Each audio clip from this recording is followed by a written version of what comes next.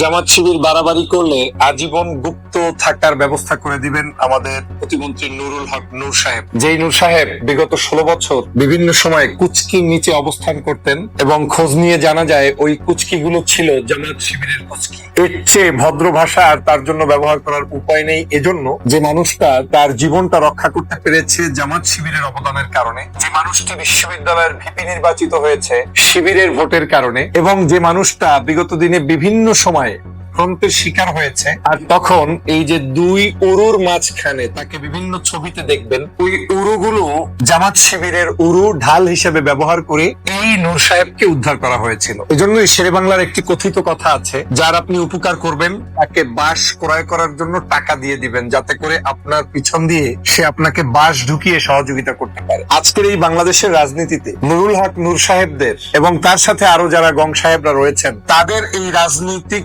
উত্থানটা ঘটিয়েছে শুধুমাত্র বিভিন্ন সময়ে জুলুম নির্যাতন যখন হয়েছে সেই সময় জামাত শিবির তাদের পাশে দাঁড়িয়ে তাদেরকে উদ্ধার করেছে। এই ভদ্রলোক বিভিন্ন ক্যারেক্টারে বড় হয়েছে, শিবিরের ভোট পেয়ে ঢাকা বিশ্ববিদ্যালয়ের ভিপি হয়েছে, কিন্তু যখন শেখ হাসিনা ডাক দিলেন সাথে সাথে শেখ হাসিনাকে গিয়ে মায়ের প্রতিচ্ছবি তিনি দেখতে পেলেন। আমি ব্যক্তিগতভাবে নুরুল হক নূর সাহেবের বিভিন্ন জুলুম নির্যাতন অত্যাচার তার উপরে যা হয়েছে সব নিয়ে গণ অধিকার পরিষদের পক্ষে বহু বক্তব্য দিয়েছি। তখন আমার কনসেপ্ট একটাই ছিল যে আমাদের বাংলাদেশের যারা যুবক তরুণ রয়েছে তাদেরকে রাজনীতিতে উত্থান হওয়া উচিত এবং নীতি আদর্শ নিয়ে তাদেরকে বেড়ে উঠতে সাহায্য করা উচিত। আমি সেই সেন্স থেকে বিলিভ করতাম যে ঢাকা বিশ্ববিদ্যালয় থেকে উঠে আসা মানুষরা নিশ্চয়ই অন্তত পক্ষে সমাজের অন্য সব বস্তাপচা রাজনীতিবিদদের মতো আচরণ করবে না, তাদের কাছে জাতি প্রত্যাশিত ভালো কিছু পাবে। এবং তখন অনেক মানুষ, যেমন আমি তখন বিএনপির হয়ে কাজ করেছি, বিএনপি করেছি, তখনও আমার বিএনপির বহু সিনিয়র নেতাদের বাধার সম্মুখীন হয়েছিলাম এই ভিপি নুরুল হক নূরের পক্ষে বক্তব্য দেওয়ার কারণে। মাঝে মাঝে এই নূর সাহেবরা প্রায় বক্তব্য দিতেন বাংলাদেশে বিএনপি বলতে কিছু নেই, এই দল ক্ষমতায় আসার কিছু নেই, তারেক রহমানের নেতৃত্ব মানে না, 300 আসনে তারাই প্রার্থী দিবে আর সবাইকে ওনাদের আন্ডারে আসতে হবে। রাশেদ সাহেবের সাথে তো আমার টকশোতে ঝগড়াই লেগে গেল একদিন। তারা এখন চারটে দলটার তো করুণ পরিণতি ঘটিয়েছে, আর একটা দলের মহাসচিব হয়ে সেই দল থেকে আর একটা দলে গিয়ে সিগারেটের এমপি পর্যন্ত হতে পারে নাই রাশেদ। এখন চাটাচাটির একটাই উপায়, সেটা হচ্ছে সারাদিন জামাত শিবির গালি দাও, মন্দ বলো, জুলাইয়ের বিপ্লবকে ধারণ না করে উল্টো যদি ওদেরকে গালিগালাজ করা যায়, এটাই এখন তাদের পেশা এবং নেশায় রূপান্তরিত হয়েছে। সেই নূর সাহেব আজকের আবার নতুন করে জাতির কাছে বললেন যে জামাত শিবির বাড়াবাড়ি করলে তাদেরকে আজীবন গুপ্ত হিসেবে রেখে দেওয়া হবে। তখনই জামাত ইসলামকে গুপ্ত হিসেবে রেখে দেওয়ার কে? জামাত ইসলামী কি আপনাদের মতো হারিয়ে যাওয়া কোনো দালাল, আপনাদের মতো পাঁচাটা কোনো ব্যক্তিত্ব যে কোনো একটা মন্ত্রিত্ব কিংবা কোনো একটা পদ পজিশনের জন্য জামাত শিবির কারো কাছে ছোট হতে গিয়েছে? জামাত তো সেই দল নূর সাহেব, যেই দল 11 জন জাতীয় বীর যারা জেলের মধ্য থেকে কেউ ফাঁসির কাস্টে ঝুলে হত্যা শিকার হয়েছে, কেউ জেলের ভিতরেই তাদেরকে জুলুম করে ইনজেকশন পুশ করে হত্যা করা হয়েছে। এই জামাত শিবির তো সেই দল যেই দলটাকে 5 আগস্টের পূর্বে শেখ হাসিনা নিজে বাংলাদেশে আর কোনো দল নিষিদ্ধ না করে এই দলটাকে নিষিদ্ধ করে তারপরে একচ্ছত্রভাবে ক্ষমতায় থাকতে চেয়ে থাকতে না পারে পালিয়ে যেতে বাধ্য হয়েছে। এই হচ্ছে জামাত শিবির। তাদেরকে তো কেউ হারাতে পারে না। তাদের কোনো ইতিহাসের ডায়েরিতে আপনাদের মতো কোনো দালাল তো নেই। তাদের ডায়েরিগুলো একেবারে সমৃদ্ধ। যারা দেশপ্রেমিক, যারা মানবতা প্রেমী, যারা যেটা বলেছে সেজন্য প্রয়োজনে জীবন গিয়েছে, ওই জীবনটাকেই তারা তুচ্ছ তাচ্ছিল্য করে তারপরেও তাদের সততা ন্যায় নিষ্ঠাকে বাঁচিয়ে রেখেছে। নূর সাহেব এখন একটু প্রগার হয়েছে। এই মন্ত্রিত্ব, এই এমপিত্ব আসলে লম্বা সময়ের জার্নি না। আপনি আমি একসাথে, আমরা মনে আছে নিশ্চয়ই ঢাকাতে জামাত শিবিরের যে প্রোগ্রাম মহাসমাবেশ, সেখানে বক্তব্য রেখেছেন, আমিও বক্তব্য রেখেছি। এই বড় বড় সমাবেশগুলো আপনাদের উত্থানের কেন্দ্র ছিল। তখন যতগুলো বিষয়ের উপরে বক্তব্য দিয়েছিলেন, একটা বিষয় কি আপনার ডায়েরিতে এখন আছে? পিএল পদ্ধতি নিয়ে আলোচনা আছে,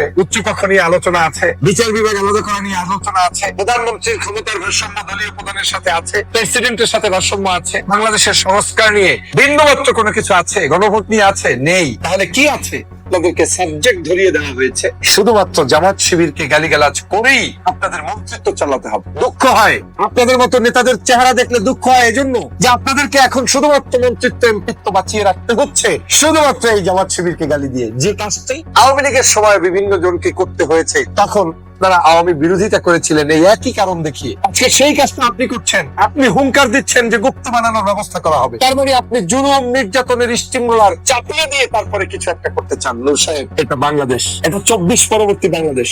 আপনার বিভিন্ন সময় জুলুম নির্যাতন হওয়া, নিপীড়িত হওয়া, সেই সকল সময়ে যে সকল মানুষ আপনাকে ভালোবেসেছে সেটা আদর্শিক কারণে ভালোবেসে। আদর্শ যতদিন থাকবে ততদিন আপনাদের পাশে মানুষ থাকবে। আদর্শ থেকে বিচ্যুত হয়েছেন, আপনাদের পাশে আর মানুষ থাকবে না। আমি শুধু একটু হুঁশিয়ার করে বলতে চাই, গুপ্ত হওয়া জামাত শিবিরকে আপনার হুমকি দিতে হবে না যে জামাত শিবিরকে গুপ্ত বানিয়ে দেওয়া হবে। জামাত শিবির কোনোদিন গুপ্ত ছিল না, বরং জামাত শিবির প্রকাশ্যে অপ্রকাশ্যে যখন যে কার্যক্রম করেছে দেশের প্রয়োজনে, মানুষের প্রয়োজনে এবং দেশবাসীকে উদ্ধারের প্রয়োজনে করেছে। আপনারা কোন পথে যাবেন সেই পথটা দেখে রাখতে পারেন। এদেশে তো দেখেছেন, শ্রীলঙ্কায় তো দেখেছেন, প্যান্টি পর্যন্ত নেই, দৌড়ে রক্ষা পাচ্ছে না।